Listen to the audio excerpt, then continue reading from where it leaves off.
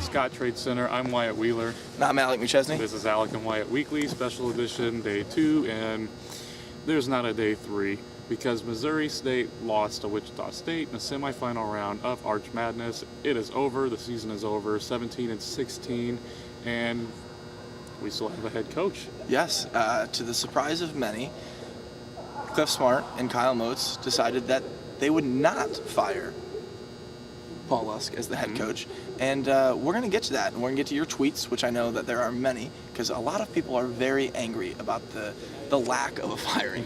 But first, let's talk about the basketball game. You know, Missouri State came out and played really well tonight. They played hard, but at the end of the game, there was just too much depth and too much talent on Wichita State's roster to make a difference. I thought the game told the story of the season. Right. Talented enough to play with the big guys. It started out 12-2, Missouri State lead. Right.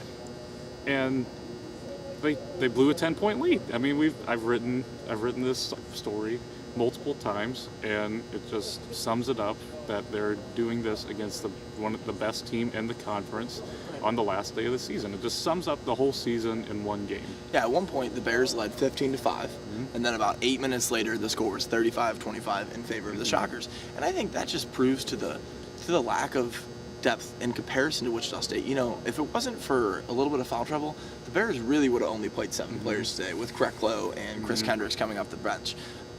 Jordan Martin and Tyler McCullough had to come in and play a lot of minutes because Obadiah Church got into foul trouble and eventually fouled out. But in the second half, even though it was close, it never really felt like the Bears were going to have enough. No, I had to check when I was live tweeting the game. I had to check a couple times, like, it's only still a 3-point game. Right. Like, how is it? Like, it felt like Wichita State was in such control after the little tiny bit of control we had at the very beginning of the game. And I think a big thing was we didn't realize how good Alize Johnson and Jared Dixon were playing at the time because there was so much on their shoulders. Now, you know, we say that there was some times where we didn't realize the score was so close. It was because every time Missouri State would make a run, Wichita State would respond with a run of their own. Every time they would make a run, Jared Dixon would come down and hit a three-pointer just to keep it close enough to where it kind of felt like there was still a chance. In the end, Wichita State ended up pulling away. Fran Kemp hit 5 threes, finished with 16 points, and it was too much. Wichita State, clear favorite to me to win the Missouri Valley at the beginning of the year and still now today, even though they're going to play the 1 seed Illinois State tomorrow. I think there's still some positives we could take out of the game. Like, we saw Alize Johnson take control, and we saw it last night when he went 20-17. Right. He showed that he could take control. You saw one of the guys, Koch, on Northern Iowa last night say, yeah, he was aggressive. If he plays aggressive, he's gonna do that every single night in the Missouri Valley. Right. And I think another sign is Jared Dixon. You know, he's had a great season, but tonight it all came together. He not only hit his free throws, he hit some three-pointers. His mid-range game is one of the best in the country. We watch him all season long, and his ability to get his own shot is something that is a kind of a lost art, especially in college basketball. That's something you usually only see players develop as they enter the NBA. Part of the reason why we believe Paul Lusk was not fired today is Jared Dixon, Alize Johnson. Go ahead, explain that a little bit. You don't want to lose your top guys when a coach gets fired. Sometimes those guys leave, especially a guy like Alize Johnson, where he can go to a big program if he wanted to. Or potentially head to the NBA draft. And I think you're completely right. Obviously, a major thing with this decision to not fire Paul Lusk was the budget concerns and the fact that it would look bad to the other athletic teams at Missouri State if they went and spent all of this money on firing him, on the buyout, for instance, the girls track and field team. You can't say to the girls track and field team, hey, we can't host your Missouri Valley Conference meet because it's too expensive. We can't give you a javelin throw facility because it's too expensive, but then go and spend $740,000 on Paul Lusk's, firing. Yeah, it's a bad look. It's a sticky situation because you look in most cases like this. We've been watching sports since too long. Since we were born. Probably too long. Way too long. But in trends in sports, this is a situation where you fire somebody unless there's other things going on, and other stuff was going on. Paul Lusk is still the head coach, and people are upset, Alec. Listen, we're going to go ahead and get to these tweets, but first I want to explain what Cliff Smart and Kyle Motes said in the interview. They firmly believe that Paul Lusk is the man to get them to the NCAA tournament. They straight up said that their expectations are to win the Valley and to be a 21 team and to play in the March Madness tournament. My question is, how do you tell the fans, this is the guy? We asked them that in the interview, and they responded by saying that they just, if you don't want to root for us, don't root for us, which fans are not liking. There are plenty of tweets out here. People are having their Twitter bio, Fire Lusk, Twitter profile picture, Fire Lusk, Facebook groups, Fire Lusk. And I think part of that is, like, we don't care what you think. We have to do what we have to do because budget.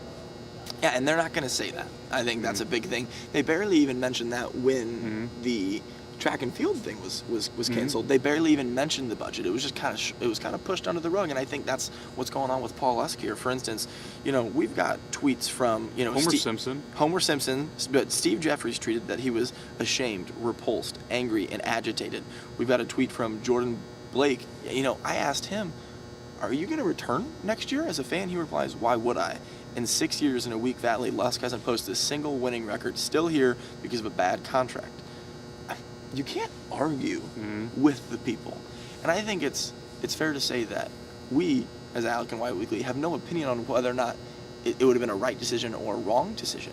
But you have to understand where the fans are coming from. We haven't, we've seen the Bears fail to make postseason play in 5 of the 6 years that he's been here. So how do you tell, if you were going to tell fans to stay because of Paul Lusk, what do you tell them?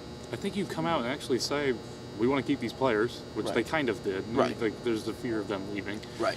They did point a little blame towards Ronnie Russo. Which, by the way, was, I hate to say the word peculiar. It was a weird... It was a strange move. It was kind of a shot. It was in the press conference, the question was asked about, what were the certain factors that made an impact in this decision. And Kyle Motes, who's the athletic director, pretty much put Ronnie Russo III on blast. It was. He said that Ronnie Russo leaving changed the outcome of the season. And I'm not trying to put the blame on him, but he essentially put the blame on him, which I think is a bold move because Ronnie is a good kid. He went through some struggles, and he obviously was a great basketball player. But putting a 17-16 season on him, not you, not a bad contract, not the head coach. Especially when they're losing by close margins. Yeah. They're right there. And even realistically, even though Ronnie was having a great year, it's not like they were, 14-0 before he left. They were struggling before then. I think there's so much nerve in Kyle Motes' decision to put Ronnie Russo out, to blame for that. I know, I would bet Paul Lusk wouldn't agree with that decision because Paul Lusk has always been a big fan of Ronnie. This year, there's no doubt in my mind that Ronnie leaving was a big factor to the outcome of this team. A big factor. We would have had different results if we would have had Ronnie. I'm not blaming it all on Ronnie. It's just a fact. You can be the judge of that, but it sure sounds like he's trying to find a scapegoat for this whole thing. They don't want to blame the budget because that would look bad on the community and the university. You don't want to blame Lusk because you're keeping Lusk. But you blame Ronnie, who's no longer here, and maybe some people agree. However, there are plenty of people who don't. For instance, John Lear, I hope I pronounced that right, John, but he straight up tweeted us saying that he's an alum and he's been with the program longer than Smart, Motes, and Lusk. But I don't think I will return as a season ticket holder. That's going to be a huge problem going into next season is retaining season ticket holders. Even when it was a problem this year, you've covered games, you've been in the crowd too, you've seen the lack of crowd or anything. And that's when that question was asked to Cliff Smart, he responded by saying if they don't want to, do you have the quote in there? He said, but just to paraphrase before he reads it actually, he said if they don't want to return, they can come back in a year when we're good. What did he say? We're scrolling here. I would encourage them to hang with us if they want to leave for a year and come back when we're winning and heading to the NCAA tournament. When we're back here, and we'll be happy to have them back. Take that. There's people burning jerseys. There's Facebook groups that are calling for not only Coach Lusk, but Kyle Motes. I think part of that is Smart's comment is, if you're a real fan, you'll stick with us no matter what. if you're unhappy and you want to go be mad and then come back when we're good again, because I think he might think that Lusk.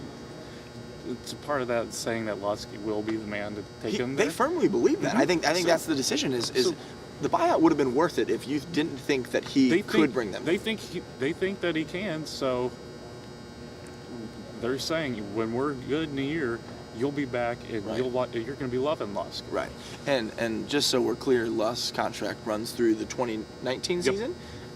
They did say that each year, at many times, they will review that contract. And I think that's a big question: is if next year, if the Bears get off to a slow start, what does Kyle Lutz do? You saw what Drake did this year. They fired their head coach really early, and then they turned around and had a season that you wouldn't have thought Drake would have. Right.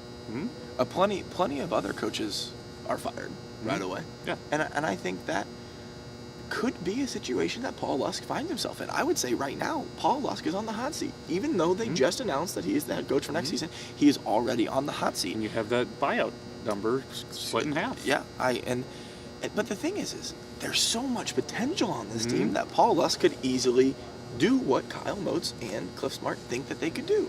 The only reason that they have the potential is because Paul Lusk. He brought him here. No one's ever going to argue that Paul Lusk has not done a great job bringing players in. He brought in Alec Johnson. He brought in Daquan Miller. The problem is that it's not resulting to wins. But next year, there are plenty of people, Kevin Agee, Bruce Renner, these guys on Twitter who are tweeting us that believe that Missouri State will be a top 2 team. And there's no reason they shouldn't be. And I will say that is a hot take if you want to call it one. But with the roster that they have coming back, if everyone remains on the team going into the season and they're fully healthy, Missouri State will be a top 2 team in the Missouri Valley next year. Should be. There's a lot of people graduating from Illinois State, senior heavy, and you're getting these guys back. You're only losing Daquan Miller, Jordan Martin, Tyler McCullough. So you're still getting your key guys. I mean, Daquan Miller, key guy. He was great while he was here. He played hard defense. He didn't have the best tournament, but he's a leader. He's a leader. Given his 100% every single night. Yeah. He'll be missed, but there's guys that could step in for Daquan. And I think that next year is the make or break year. Because if they fail to be a top 2 seed in the Missouri Valley Conference tournament and they fail to make the NCAA tournament or at least be a 1 or a 2 seed in the NIT. Playing in a championship game. Yes, playing the Sunday game. If they fail to do that, then I think there's no other way other than to fire him. There's just because there's just at some point results have to happen, and I agree. I understand with the angry Twitter followers that say that it's been too long. 6 years is a long time. Typically, you don't get that long of a rebuild, but maybe Lusk is the guy. Maybe you should give him 1 more year. I think we understand the decision. Yeah. It makes sense to keep the guys. It makes sense with the budget. It just all makes sense. Not to say that we aren't shocked. We are surprised, but it makes sense. Yeah. More importantly, just as a whole, let's just kind of wrap up the season. You mentioned it in your article today that this game was kind of like a microcosm of the whole entire season. They played well with the big boys. Wichita State. The big boys blew the lead. It had everything that we've been writing all year. Yeah. The untapped potential showed for the first 5 minutes when it looked like, this might happen. They might be. Even as late as the second half. There was when it's close enough, and we're checking the score like, oh my God, it's still within 3. It was a weird season. It was. I think that was the way I started my article last night on the untapped potential. What a strange, weird season. They showed so much promise through December. I mean, you can't lose the DePaul game. It was a blown lead. Yeah. Again. Typical. That was the first loss of the season. Right. We got an early preview of what was going to happen. What was to come, playing with a Big East team, right. And then. But I think the strangeness just leads to everything because you don't see that many teams with that much talent. Who I think top 5 guys could compete with anybody in the country. To have, we're running a poll on Twitter right now on whether or not you fans think it was a good decision or a bad decision, and 67% of you, I know it's a small sample size, there's only 78 voters, but 67% think it was a terrible move to not fire Lusk. With the talent that he brought in with that roster, that just signals strange. And I think that's why people wanted him to move on, was just because they could have been better. And I think that's the whole thing. I think untapped it's potential. not a part. It's could have been better. They were better some nights, and then they weren't other nights. The inconsistency, that's and that's why he could have been gone. But when he shows you, hey, I can compete. We can compete in a game against Illinois State. We can take him down on the wire. I'll be here. I can do this. I think he showed that he can do it some nights. Other nights, I think there's disinterest maybe in playing some of the other guys, other teams, like a Bradley, whatever that game was a couple weeks ago. Right. But it was just a weird season, inconsistent. I don't think they showed up to work every day, and it showed. I mean, still they're playing close games with big teams. Everybody, like even the games that they were disinterested in playing, they were still there. They were still right there because of the talent. One thing for me that is certain is the next few weeks there's going to be a lot of turmoil at Missouri State within the basketball program and with the whole organization as a whole, because people are really upset, and I don't think this is going to go away for a while. It's going to be a very intriguing offseason, because even though Paul Lusk will probably want to disappear and lay low for a few weeks. I don't think we'll be hearing from him for a while. Yeah, but he's not going to be able to, because people are going to be actively complaining until things turn around. And of course, as we know, that's not going to happen until at least the summer. Until October. Yeah, until we see a couple more names that's committing to Missouri State, like, okay, you can pull in this guy. Right. Like, let's keep him. But one thing is for certain, if they lose on this day next year, on this Saturday next year in the semifinals, the season will be a disappointment. Yep. That's my final statement there. In a championship game, Alec Johnson should be the player of the year. Maybe the player of the year, at least first team, and he was first team this year. A fantastic season. Right. But when we're here next year doing this show, we should be talking about a win. We'll have a day 3 next year. And if not, then I think that would be the time to move on from Paul Lusk. That'll about do it for us. We'll be heading back to Springfield. Missouri State baseball's picking up. They've had a good weekend so far, and we'll have our next show on Tuesday morning. We're going to talk about elevators. We might pie ourselves in the face. What else is there? I have a ton of Snapchat stories from me being stuck in an elevator. We've got Jake Berger and Jimmy Ironman hitting home runs. We might eat pancakes without our hands. We're definitely going to talk about Paul Lusk. All I know, you're going to want to tune in. You guys have a great night. Or whenever you watch this. We did this last night too, but this might go up in the morning.